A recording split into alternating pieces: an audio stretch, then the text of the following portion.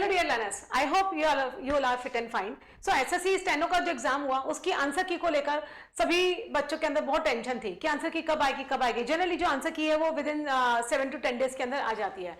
Apart from this answer की तो बहुत लेट आई, लेकिन उसके बाद हुआ क्या कि बहुत सारे क्वेश्चन हर शिफ्ट के अंदर आप देखेंगे ना, बहुत सारे क्वेश्चन ऐसे हैं जो बिल्कुल गलत हैं, जिनके आंसर्स गलत हैं, ऑप्शन ही गलत हैं।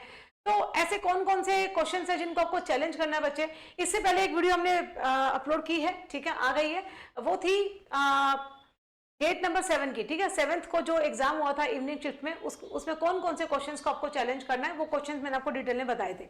अभी हम जो कर रहे हैं बच्चे, इसमें देखिए 6 अगस्त को, ठीक है, 6 तारीख को 5:30 बजे जो पेपर हुआ था इंग्लिश का, उसमें कौन कौन से क्वेश्चन है जिनको आपको चैलेंज करना है। लेट्स हैव अ डिस्कशन, उसको और देख लेते हैं। ये बहुत ही अजीब सी बात है कि इतने सारे क्वेश्चंस जो हैं गलत हैं, हर शिफ्ट के अंदर क्वेश्चंस गलत हैं। ये तो सिर्फ हम इंग्लिश की बात कर रहे हैं बच्चे, ऐसे मैथ्स इसके अलावा रीजनिंग भी होगा, ठीक है, जीके भी होगा। पता नहीं बच्चा कितना सफर करेगा ना। मतलब पहले तो आंसर की लेट आती है, सिस्टम को लेकर इतनी प्रॉब्लम होती है, बच्चे को एकदम रिमोट एरियाज में फेंक दिया जाता है पेपर देने के लिए, और मतलब बहुत परेशानी है, बहुत ही परेशानी है। अब और इसको लेकर प्रोटेस्ट भी किया जा रहा है, लेकिन देखिए क्या रिजल्ट आता है, आने वाले टाइम में पता लगेगा। चलिए अब इन क्वेश्चन को देखते हैं बच्चे। ये क्वेश्चन है बच्चे 6 का इवनिंग शिफ्ट का 119, ठीक है, 119 नंबर क्वेश्चन है। क्या है? Invited to the event many guest were. अब हमें मालूम है ना, किसी भी सेंटेंस में पहले सब्जेक्ट लिखते हैं, फिर उसकी वर्ब आती है, और वर्ब अगर ट्रांजिटिव है तो उसका ऑब्जेक्ट आता है, राइट। सेंटेंस में किसी भी सेंटेंस को फ्रेम करने का तरीका यही होता है ना। हम चौथी पांचवी क्लास में जब थे ना, तब ये सेंटेंस रीअरेंजमेंट के क्वेश्चन आया करते थे, है ना। तो टीचर उस समय यही बोला करती थी कि पहले सब्जेक्ट और उसकी वर्ब को ढूंढिए। यही होता है कि पहले कोई करता आएगा फिर उसकी क्रिया आएगी, राइट। तो वही इसमें था बच्चे, हम पहले सब्जेक्ट ढूंढेंगे। हमारा सब्जेक्ट क्या था? Many guest. गेस्ट कैसा था? प्लूरल। तो क्या हो जाएगा? मैनी गेस्ट वर इनवाइटेड, है ना। ये पैसिव फॉर्म में है। Is am are was were के साथ में जो वर्ब की थर्ड फॉर्म आती है पैसिव होता है। मैनी गेस्ट वर इनवाइटेड, तो क्या बन जाएगा? सी डी, है ना। फिर आपका ए, कहाँ पे इनवाइट किए थे? To the event. ये आपका पेयर बनेगा सी डी बी ए। तो क्या था? सी डी, ये तो बनेगा नहीं, ठीक है, और सी से कुछ था नहीं, और इन्होंने क्या मार्क किया? डी, वाजी। तो डी में देखो वर से कभी क्वेश्चन की स्टार्टिंग होती है क्या? क्या ऑप्शन दिया इन्होंने ना, बिल्कुल ये क्वेश्चन गलत है, और इसका आंसर भी बिल्कुल गलत है। इसको आप चैलेंज कर सकते हैं, ये आंसर बिल्कुल इन्होंने गलत दिया है, ठीक है। इसको आप देख लीजिएगा। 119 नंबर क्वेश्चन को आप चैलेंज कर सकते हैं। 6 तारीख का है इवनिंग शिफ्ट का। नेक्स्ट देखिए बच्चे, अच्छा ये क्वेश्चन रिपीट हो गया, एक सेकेंड, पार्डन। इसको देख लिए। Open suddenly the door he. Again देखिए सब्जेक्ट है और उसकी वर्ब है, ठीक है। वर्ब अगर ट्रांजिटिव है तो उसका ऑब्जेक्ट आएगा, और फिर वो काम कैसे किया गया, ठीक है, कैसे किया गया। वर्ब का जो मैनर होता है ना, हाउ, कैसे किया गया। तो कोई काम जब आप करेंगे, इसको बहुत सिंपल तरीके से समझो। मैं अगर ये बोलूं मैं भागी, ठीक है, आई रैन, मैं भागी, मैं एक सब्जेक्ट हूं, और भागना मतलब एक वर्ब हो गई। मैं भागी तेज, मैं तेज भागी। तो बच्चे जब मैं वो क्रिया करूंगी तभी तो मैं बोलूंगी ना मैं तेज भागी। जब वो मैं भागने वाली क्रिया ही नहीं करूंगी तो मैनर कैसे लिखूंगी? इसका मतलब ये है कि एडवर्ब ऑफ जो मैनर होती है ना, वो हमेशा वर्ब के बाद में आती है, ठीक है, वर्ब के बाद में आएगी। इसको देखिए, अब इसमें सब्जेक्ट क्या हो जाएगा? ही, ठीक है। ही ओपनड, ओपनड उसकी क्या है? वर्ब है, उसने डोर को ओपन किया होगा ना, ही ओपनड, ठीक है। किसको ओपन किया? ही ओपनड, वर्ब, ये वर्ब हमारी क्या है? ट्रांजिटिव। ट्रांजिटिव वर्ब का क्या चाहिए हमें? ऑब्जेक्ट चाहिए। ऑब्जेक्टिव केस क्या हो गया? डोर, ठीक है, ये ऑब्जेक्ट हो गया। तो ही ए एंड आपका सी, ही ओपनड द डोर, हाउ, कैसे किया? सडनली, सडनली, ठीक है। कोई काम होगा तभी तो आप हाउ करेंगे, वो काम कैसे किया, हाउ। हाउ का मतलब है वो काम कैसे किया, मैनर, ठीक है। तो इसका जो पेयर बनना था डी ए सी बी, तो अब ये डी ए सी बी, इसका जो ऑप्शन था वो फर्स्ट नंबर इसका आंसर सही होना था, और इन्होंने दिया डी सी ए बी। इसको भी देख लेते हैं, डी डी सी। अच्छा, he the door, very good, he the door opened suddenly. समझ पा रहे हैं कि आंसर की देखो कितनी, मतलब बिल्कुल ही बेहुदा, क्या ही बोलो क्या इसको ना, सब गलत, सब कुछ गलत, क्या क्या ही बोले। देखो चलिए, ये क्वेश्चन सही था, ये गलती से लग गया। इसके साथ प्रीपोजिशन एट ही आना था, द ऑफिशियल कनीव्ड, ठीक है, connived at the legal illegal activities, ये सही था बेटे, इस क्वेश्चन में कोई गलती नहीं थी। ये देखिए, after the meeting the team members went to a restaurant, ठीक है। अब हमें मालूम है कि जो ये एडवर्बियल फ्रेजेस होती है ना बच्चे, या तो ये आप सेंटेंस के स्टार्टिंग में लिखिए या फिर इनको सेंटेंस के लास्ट में लिखिए, ठीक है। आप इसको ऐसे लिख सकते हैं, after the meeting the team members, ठीक है, went to a restaurant. After the meeting, meeting खत्म होने के बाद में क्या, द टीम मेंबर्स, हमारे क्या हो गए सब्जेक्ट, ठीक है, ये एडवर्बियल फ्रेज, ये आपकी एडवर्बियल फ्रेज है जो सेंटेंस के स्टार्टिंग में आई है, ठीक है, जिसपे जोर दिया जा रहा है कि मीटिंग खत्म होने के बाद में क्या, द टीम मेंबर्स वेंट, गए, ठीक है, टीम मेंबर्स सब्जेक्ट हो गया, वेंट हमारी क्या हो गई इसकी वर्ब, ठीक है, टीम मेंबर्स कहाँ गए, वेंट, वेंट गए कहाँ पे, टू अ रेस्टोरेंट, ठीक है, ये वेयर का रिप्लाई दे रहा है, समझ में आ रही है आपको चीजें। तो आपको, आप इसको दो तरीके से सही कर सकते हो बच्चे, वैसे अप्रोप्रिएट तरीका तो इसका यही है, after the meeting the team members went to a restaurant, ठीक है, नहीं तो आप ये भी कर सकते हो, the team members went to a restaurant after the meeting, ठीक है, इधर वे इज करेक्ट, बट अगर हम में से पूछेंगे मोस्ट अप्रोप्रिएट वे क्या बनता है, तो मोस्ट अप्रोप्रिएट वे आपका यही बनता है, after the meeting the team members went to a restaurant, तो क्या बनेगा A B C and D, ठीक है, ऑप्शन क्या बनेगा A B C and D, so 2 number जो ऑप्शन है वो आपका सही बनेगा। इन्होंने जो आंसर दिया है वो क्या है, बी ए सी डी, तो बी तो किसी भी तरीके से नहीं बनेगा, द टीम मेंबर्स, ठीक है, after the meeting went to a restaurant, ये किसी भी एंगल से सही नहीं है, क्योंकि एडवर्बियल जो फ्रेजेस होती है उन्हें हम या तो सेंटेंस के स्टार्टिंग में लिखते हैं या फिर एंड ऑफ द सेंटेंस में लिखा जाता है, ठीक है, इसे ध्यान रखिए। ऐसा क्यों करते हैं, क्योंकि हमें जब किसी भी सेंटेंस के अंदर एडवर्ब के ऊपर अगर हमें जोर देना हो, मतलब हमें इस चीज को एम्फेसाइज करना है कि मीटिंग के बाद में, ठीक है, मीटिंग के बाद में टीम मेंबर्स गए थे रेस्टोरेंट में, इस चीज को एम्फेसाइज करना है, तो एम्फेसाइज करने के लिए हम एडवर्ब को हम पहले लिख देते हैं, ठीक है, वही किया था, तो इसका जो करेक्ट पेयर था वो ये बनता था A B C and D, after the meeting the team members went to a restaurant.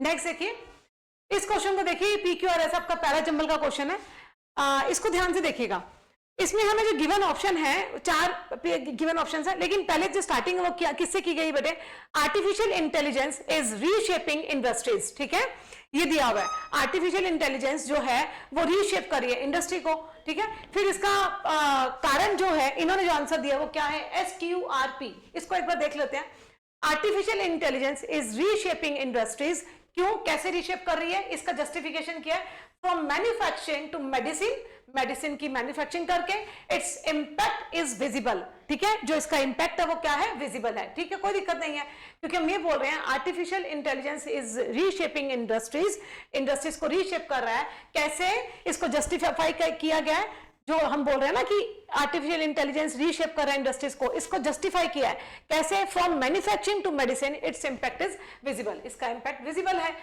कोई दिक्कत नहीं है। एस के बाद में फिर क्यू, इन हेल्थ केयर, ठीक है, मेडिसिन के बाद में हेल्थ केयर ही आएगा, ये देखो दोनों वर्ड कनेक्ट हो रहे हैं, in health care it helps in quick diagnosis, कोई दिक्कत नहीं है, ठीक है, आपका बनेगा एस क्यू। उसके बाद में देखिए, AI system reduce human error in complex calculation.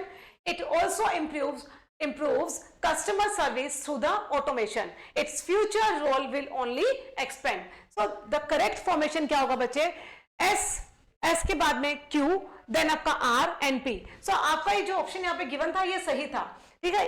Apart from this अगर हम जाएं, कुछ स्टूडेंट्स ने मुझे ये कहा कि मैम अगर हम इसका ऑप्शन ये कर देते तो QRPS, इसको देख लेते हैं, ठीक है, ये सही है बिल्कुल, इसको आप चैलेंज नहीं करेंगे, ये क्वेश्चन सही है, ठीक है, ये मैंने इसलिए डाला था क्योंकि बहुत सारे बच्चे इसमें कंफ्यूज थे और वो ये कह रहे थे कि मैम QRPS क्यों गलत है, ठीक है, आप इसको देख लेते हैं। देखो ये तो सही इसलिए था क्योंकि आपने यहाँ पे बताया है कि आर्टिफिशियल इंटेलिजेंस जो है रीशेप कर रही है इंडस्ट्री को, और उसको जस्टिफाई आपने किया है फ्रॉम मैन्युफैक्चरिंग, इसलिए रीशेप करिए क्योंकि ये मैन्युफैक्चरिंग करिए मेडिसिन का, इट्स इंपैक्ट इज विजिबल, ये विजिबल है, ठीक है, इसका जस्टिफिकेशन एस में दिया हुआ बेटे, तो ऐसे ही स्टार्टिंग होगी।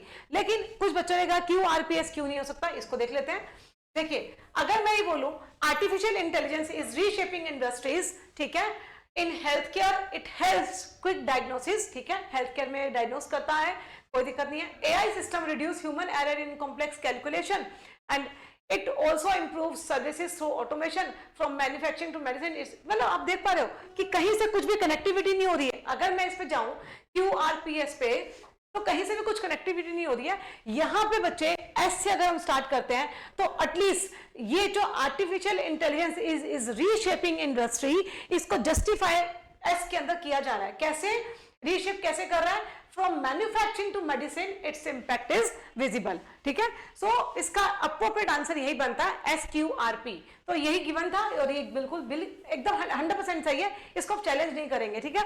यहाँ पे लगाने का मकसद सिर्फ ये था, बहुत सारे बच्चों ने आंसर ये किया है QRPS, ठीक है। एक मेरे स्टूडेंट ने ये भी किया RSQP, कुछ भी। चलिए next, the guest arrive at the party early. देखिए हमने सीखा सब्जेक्ट आता है, फिर वर्ब आती है, वर्ब का ऑब्जेक्ट आता है, मैनर जो होता है, वर्ब का जो मैनर होता है वो वर्ब के बाद ही आएगा, ठीक है।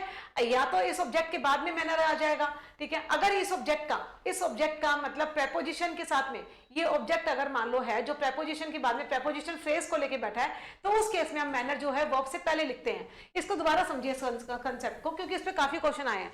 देखो थियरी बोलती है सब्जेक्ट आता है, उसके बाद में वर्ब आती है, वर्ब अगर ट्रांजिटिव है तो उसका ऑब्जेक्ट आता है, राइट। और जो मैनर होता है बच्चे, वो जो मैनर होता है वो ऑब्जेक्ट के बाद में मैनर लिखते हैं। लेकिन कभी कभी कुछ सिचुएशन में हम क्या करते हैं, जो ऑब्जेक्टिव केस है, अगर वो मान लो प्रेपोजिशन का ऑब्जेक्ट बना हुआ है, वर्ब का ऑब्जेक्ट नहीं बना, प्रेपोजिशन का ऑब्जेक्ट बना, प्रेपोजिशन का ऑब्जेक्ट बड़ी फ्रेज के अंदर है, एक पूरी फ्रेज है, तो उस केस के अंदर हम क्या करते हैं, जो एडवर्ब ऑफ मैनर है वो मेन वर्ब से पहले लिख देते हैं, ठीक है। ये इसका रूल है। अब यहाँ पे देखिए, द गेस्ट अराइव्ड, जो गेस्ट थे वो पहुंचे, गेस्ट हमारा सब्जेक्ट था और इसकी वर्ब थी। कहां पे पहुंचे, एट द पार्टी अर्ली, कोई दिक्कत नहीं थी। अब अगर मैं ये बोलूं the guest arrived at the party early, तो ये एकदम सही सीक्वेंस है, ठीक है। इसका बनेगा ABCD। देखो कहीं भी ऑप्शन नहीं था ना, ये सारे ऑप्शन गलत थे। इन्होंने देखो क्या दिया है, BACD। अब बी से तो स्टार्टिंग होगी नहीं ना, कैसे आप कर दोगे start, arrived the guest at the party early. पता नहीं क्या सोच के इन्होंने आंसर लगाया, कुछ नहीं पता, कुछ समझ में नहीं आ रहा, ठीक है। सब गड़बड़ की हुई है, और इतने पता नहीं क्या क्या सोच के आंसर की दी है, कुछ समझ में नहीं आ रहा, ठीक है। ये क्वेश्चन चैलेंज कर सकते हैं आप, 100% चैलेंज होगा बच्चे। अब इस क्वेश्चन को देखिए, 167 number, Despite poor rainfall, the farmers managed to harvest a good crop, ठीक है। दो वर्ड्स होते हैं, in spite of and second क्या होता है, despite। in spite के साथ ऑफ लगता है, despite के साथ में ऑफ नहीं लगता, ठीक है। इजी, सभी को मालूम है कंसेप्ट। तो अब हमें क्या करना है, ये जो फ्रेजेस होती है ना, ये सेंटेंस के स्टार्टिंग में आती है ना, इन spite of my hard work I got failed, ठीक है, मैं फेल हो गई, मेरे हार्ड वर्क करने के बावजूद भी मैं क्या हो गई, फेल हो गई। तो उसकी जगह आप ये भी तो लिख सकते हो, डिस्पाइट पुअर रेनफॉल, रेनफॉल जो पुअर मतलब बहुत कम होने के बावजूद भी फार्मर्स ने मैनेज किया क्या, to harvest a good crop, ठीक है। तो ये सीक्वेंस बिल्कुल सही था, despite poor, in spite of and despite हम सेंटेंस के स्टार्टिंग में लिखते हैं, ठीक है। In spite of poor rainfall होने के बावजूद भी फार्मर्स ने मैनेज किया हार्वेस्ट करना अ गुड क्रॉप, मतलब बहुत अच्छी फसल उन्होंने उगाई, ठीक है। तो ये सीक्वेंस बिल्कुल एकदम सही था, ABCD।